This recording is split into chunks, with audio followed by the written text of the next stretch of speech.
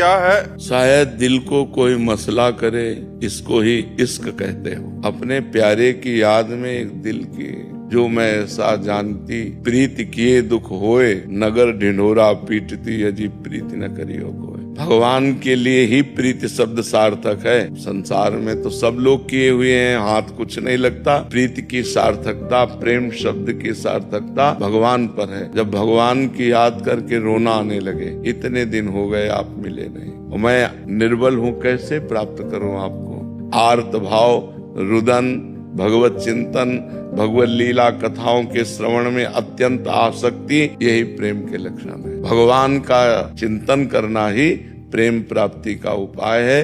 भगवत प्रेमी महात्माओं का संग करना ही भगवत प्रेम प्राप्ति का उपाय है। प्रतीक्षा कर रहा था तो भीतर आने की प्रेरणा श्री जी दे रही थी, तो मैंने विचार आया, मैं भीतर गया तो मैं भी तर गया। ये मैं भीतर गया तो मैं भी तर गया।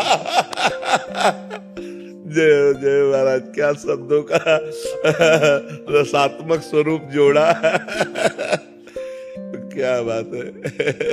मेडिकल लाइन में है और पिछले 5 साल से ड्रिंक की लत लग गई और अभी छोड़ नहीं पा रहे। महाराज जी कह रहे कि पर प्रभु को पाना चाहती हूँ। नहीं, गलत बात है। किसी की हत्या कर देना, हत्या करने वाला या जुआ खेलने वाला या पराई स्त्री से भोग करने वाला या मांस खाने वाला या शराब पीने वाला, ये कभी भगवत प्राप्ति की बात ही नहीं हो सकती। ये तो पहले गंदी बात छोड़ो ना। अगर भगवत प्राप्ति चाहते हो तो गंदी बात छोड़ो। ये क्या माने आचरण, ये क्या है।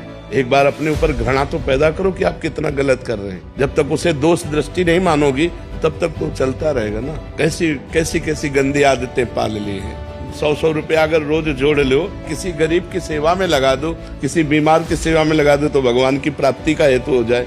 आज नियम लो कि मैं शराब नहीं पीऊंगा। हिम्मत हो तो बोलो, है हिम्मत? पक्का वृंदावन में बैठी हो हमारे सामने, बोलो आज के बाद शराब नहीं पीऊंगी। आज के बाद शराब नहीं पीऊंगी। भगवान तुम्हें बल देंगे, भगवान तुम्हारी सहायता करेंगे।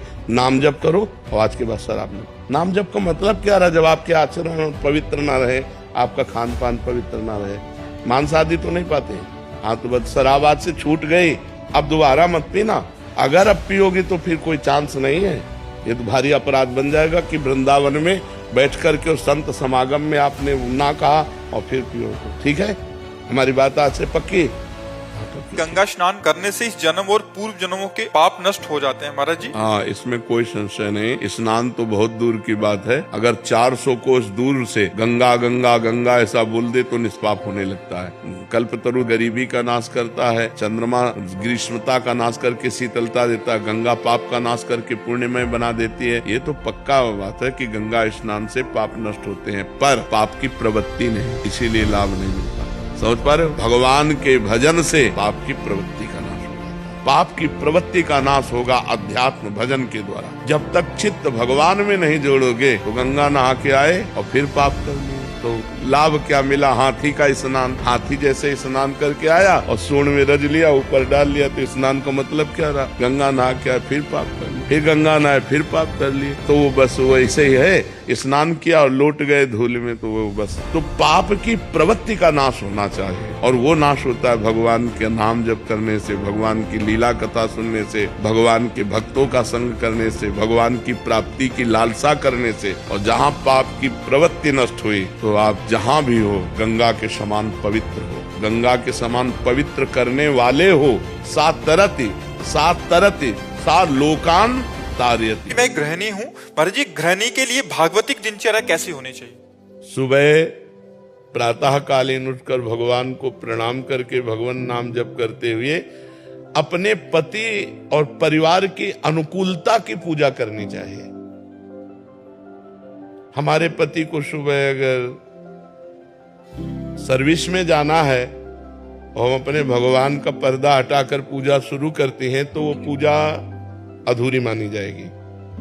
सबसे पहले अपने पति की अनुकूलता। गृहिणी का परम कर्तव्य है अपने पति में भगवान को देखना, अपने पुत्रों में भगवान को देखना।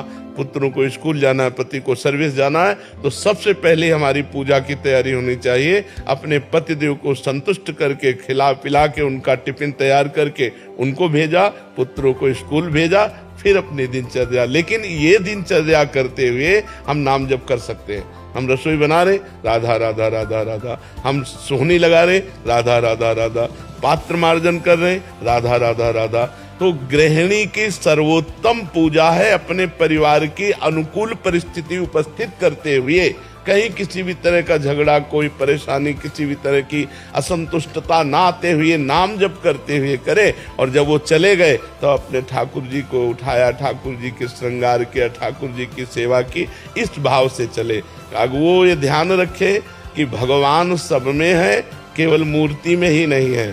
सास ससुर में भी भगवान है, हमारे पति में भगवान है, और जो परिवार के सदस्य पति के हैं वो भी भगवान के ही स्वरूप हैं। हमारा ऐसा व्यवहार सबके प्रति होना चाहिए, किसी को तनिक भी असंतुष्टता या हमारी चेष्टा से दुख नहीं पहुंचना चाहिए। यही सबसे बड़ी भगवान की